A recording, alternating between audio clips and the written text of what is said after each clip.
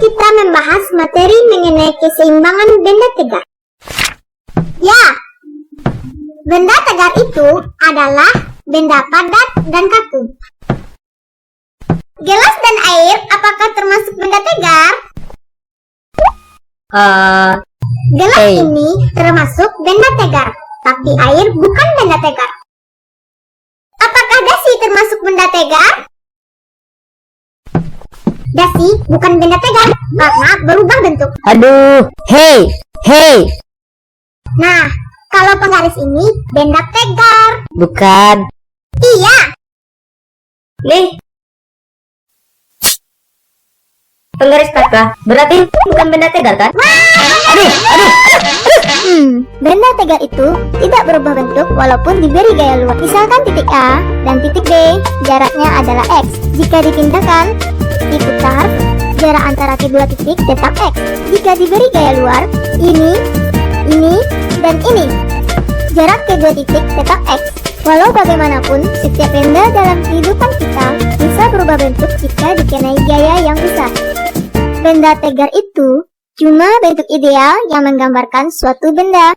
Jadi, penggaris ini bisa loh dianggap benda tegar jika gaya-gaya yang bekerja padanya tidak melebihi batas elastisitas penggaris ini. Hah? Oh. Wah, penggarisku! Maaf. Penggarisku!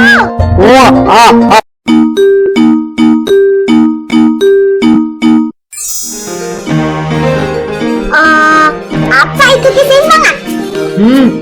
Itu saja tidak tahu. Benda dalam keadaan seimbang jika benda tersebut diam. Oh, betul. Di sini dikatakan dalam fisika, benda dalam keadaan seimbang jika percepatan linearnya sama dengan 0 dan percepatan sudutnya sama dengan 0. Berarti benda yang bergerak juga bisa dikatakan seimbang. Bagaimana bisa? Ya bisa lah.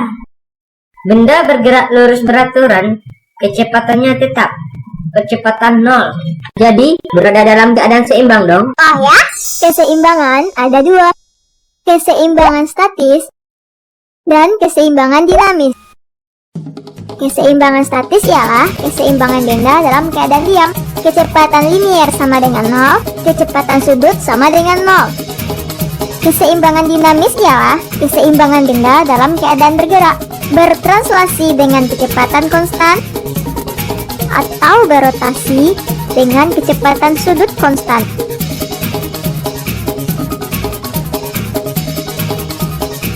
Jadi, benda dalam keadaan seimbang tidak harus berada dalam keadaan diam. Tetapi dapat pula dengan syarat percepatan liniernya 0, bergerak lurus beraturan dengan kecepatan linear konstan, atau percepatan sudutnya 0. bergerak melingkar beraturan dengan kecepatan sudut konstan. Aku pintar kan? Itu saja tidak paham. Aku mengerti kok. Nah, keseimbangan yang dibahas di sini adalah keseimbangan statis, di mana benda dalam keadaan diam, yaitu percepatan linier sama dengan 0, kecepatan linier sama dengan konstan atau 0, namun karena diam, maka kecepatan linier sama dengan 0. Serta percepatan sudut sama dengan 0, karena diam, kecepatan sudut sama dengan 0. Resultan gaya yang bekerja pada benda sigma F sama dengan massa kali percepatan. Kecepatan sama dengan 0, sigma F sama dengan 0. Resultan dengan gaya yang bekerja pada benda sigma tau sama dengan momen inersia kali percepatan sudut. Alpha sama dengan 0, sigma tau juga sama dengan 0. Kenapa sigma tau juga harus 0? Sigma Fx sama dengan 0, benda seimbang statis. Sigma Fy sama dengan 0, benda juga seimbang statis. Tapi coba lihat, resultan gaya sigma Fy sama dengan 0, namun benda tidak berada dalam keadaan statis. Benda berotasi. Ini disebut dengan kopel. Jadi syarat sigma F saja tidak cukup untuk membuat benda dalam keadaan seimbang statis. Diperlukan syarat ketiga, yaitu lengan gaya atau torsi sigma tau sama dengan 0. Seperti contoh, resultan gaya Ayu dan Aza sama dengan 0. Benda dalam keadaan seimbang.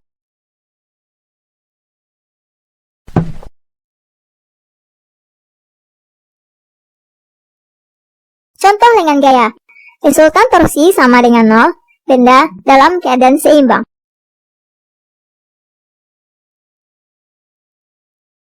Jadi, syarat keseimbangan statis adalah resultan gaya sama dengan 0. Resultan torsi sama dengan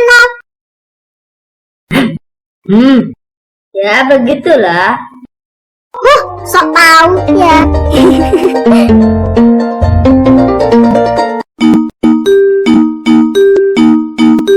Letak pusat massa satu benda menentukan keseimbangan atau kestabilan benda tersebut.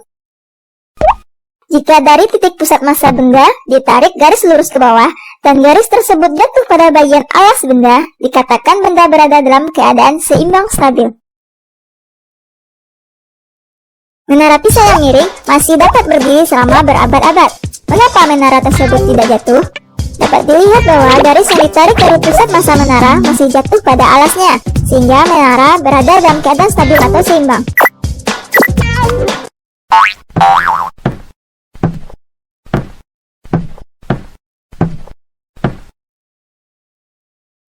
Agar tidak mudah terguling, benda dirancang dengan dasar atau alas yang lebar dan titik pusat massa yang rendah. Semakin lebar alas suatu benda, gaya yang dibutuhkan untuk menggulingkannya akan semakin besar, karena jarak yang dibutuhkan untuk menaikkan titik pusat massa ditandai dengan tanda panah juga besar. Sepeda motor lebih mudah jatuh dibandingkan dengan mobil. Desain mobil balap akan lebih stabil dibandingkan dengan bus. Di sini dikatakan terdapat 3 jenis keseimbangan: keseimbangan stabil, keseimbangan labil, dan keseimbangan netral. Tapi maksudnya, keseimbangan stabil ialah keseimbangan yang dialami benda di mana sesaat setelah gangguan kecil dihilangkan, benda akan kembali ke kedudukan semula. Lihat, titik berat benda bergerak naik. Keseimbangan labil adalah keseimbangan yang dialami benda di mana sesaat setelah gangguan kecil dihilangkan, benda tidak akan kembali ke kedudukan semula. Titik berat benda bergerak turun. Keseimbangan netral atau indiferen adalah keseimbangan di mana gangguan kecil yang diberikan tidak akan mempengaruhi keseimbangan benda. Titik berat benda tidak naik dan tidak turun. Oh, ada contoh lain nggak? Aku punya contoh lain. Apa? Nih.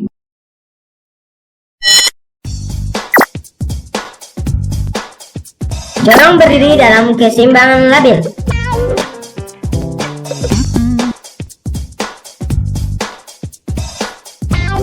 Tertelungkup dalam keseimbangan stabil. Dan jika rebah dalam keseimbangan netral. Dan banyak lagi contoh yang lain. Nah, kalau Gembo ini berada dalam keseimbangan apa?